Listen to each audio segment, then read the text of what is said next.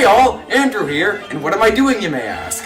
Well, don't say it like that, it'll just hurt my feelings. I'm honored today to be looking at ancient civilizations, as you can see on the cover right here. Right. Okay, here we have the ancient Egyptians. I think they were the ones that hated people.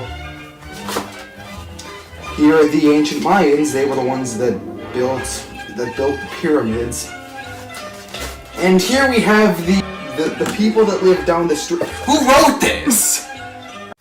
See, I've mentioned 3 ancient civilizations so far, which sure as hell gives me a right to take a look at the ancient Aztecs.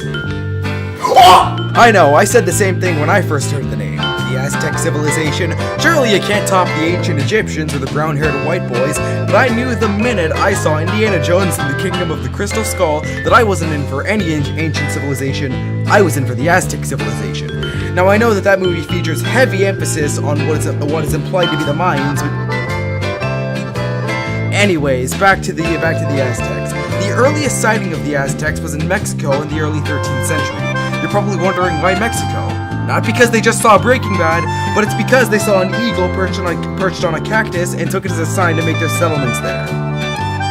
So it's entirely luck-based. The Aztecs were predominantly made up of different ethnic groups in Mexico, especially those who spoke the language known as Nahuatl.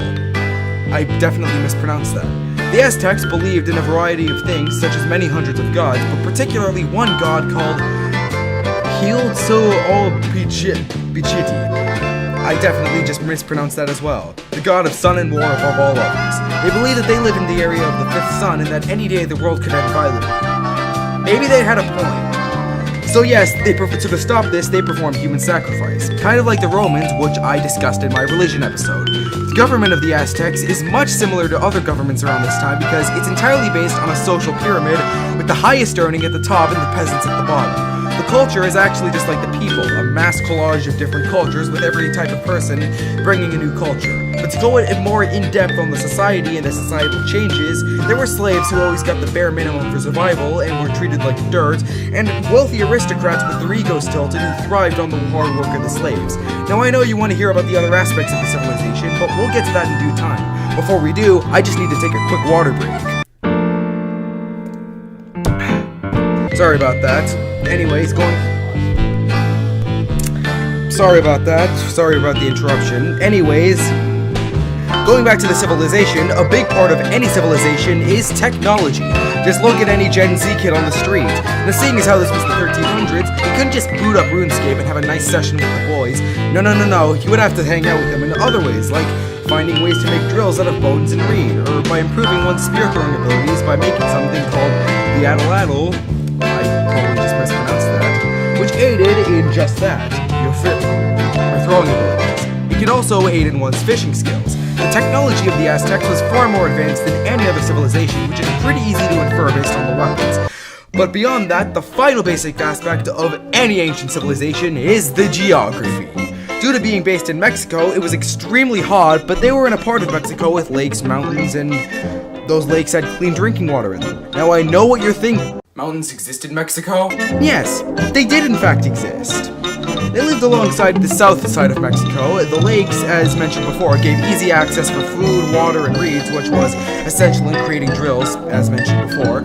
And that's pretty much it for the Aztecs, but it is fairly impressive what they managed to pull off all within that time frame. Man, what a rush of quality, I feel great now. Seeing as how I took a look at the ancient Aztecs, I can take a look at anything now. Watch! Hi, 911? Yeah, I was wondering if I could reverse a vaccine for polio. It's like making a vaccine, but when you're injected with it, you get all the effects of not having a vaccine. Hi gang, it's Andrew 6 days from the future here. I just realized everything I said was good, but it can be so much better. So what I'm gonna do now is take a look at the metric 3 tons of everything I missed about the Aztecs. Alright, let's start off with something simple, like maybe a rudimentary timeline. Starting in the 6th century, and not the 11th century like I wrongly said at the beginning of this, the Aztec people first started making their appearance known in Mexico. Years later, in 1110, the Aztecs traveled from their homeland Aztlan in an attempt to find a place to permanently build their settlements and settle down, which would take them to 1248 until they would temporarily settle in Lake Texcoco the same year, until they were kicked out of the lake by the Tipans people, who were also settled there. After another 50 years of wandering, looking for a place to settle, after being kicked out from the lake, they finally settled in Tizapan with permission from the Colhuacan ruler, Coxitli. God, that name is so stupid. In 1299, after living there for some time, they would make new settlements in Tenochtitlan, which would later be known as Mexico City, which happened in 1325. What I mean by that is that it wasn't known as Mexico City then, they settled there in 1325. Throughout the next 25 years, the Aztec Empire would be built up more and more, with one significant event happening in 1370, with that event being the death of Tenoch, who was a ruler of the Aztecs at the time. Through the next century or so, the Aztecs would just build up more and more, as mentioned before, by forming alliances with the Alcua people, who would later be known as the sister people to the Aztecs, and the Teponic people, who helped build the civilization. However, not all the events during the time period were all sunshine, lollipops, and gumdrops, or whatever else, because in 1452, there was a flood that severely damaged Chitolan. And that wasn't even the only flood that happened in that area, as multiple of them happened throughout the year 1510. Speaking of that time period, we might as well talk about the peak of the civilization, as that's just when the floods happened. The height of the Aztecs marked the reign of some of the more well-known emperors, like King Tizoc. God, these names are so stupid. Moctezuma the First and Moctezuma the Second. There was also as mentioned before, lots of floods occurred during the height of the Aztecs, but alas, like all good things, the ancient Aztecs had to come to an end, and the fall of the ancient Aztec civilization began with the sighting of a comet which they thought meant impending doom, which they were correct on. About 3 years later, in the year 1520, the 10th king of Tichotlán, known as Caltalahuac, God, I'm gonna have to put subtitles on this, would begin his rule only for it to end the same year due to smallpox. And they say diseases don't kill anybody. In the next year, the city Tichotlán would fall, crumble to ash, not to be rebuilt, only for it to be rebuilt by the next year by the Spanish, but for them to change the name of it to Mexico City, which I feel is a very fitting end to the ancient Aztecs. The end of their time was a beginning to another. But that doesn't mark the end of the Aztecs as a whole, as there are a fair amount of new ones just going by the name Nawa. Once again, I'll have to put subtitles for this. Now that the timeline is done, the diet of the average Aztec was actually a mostly vegan diet. Not because they wanted to, because they usually domesticated animals. The vegan diet usually consisted of fruits, vegetables, and whatever else. But they didn't go entirely vegan. They didn't go full on Karen mode. I can't believe I wrote that in the script. They would usually kill animals that weren't domesticated. These animals were usually rabbits and deer, so they were animals that you can never see now without at least 6 bullets in them.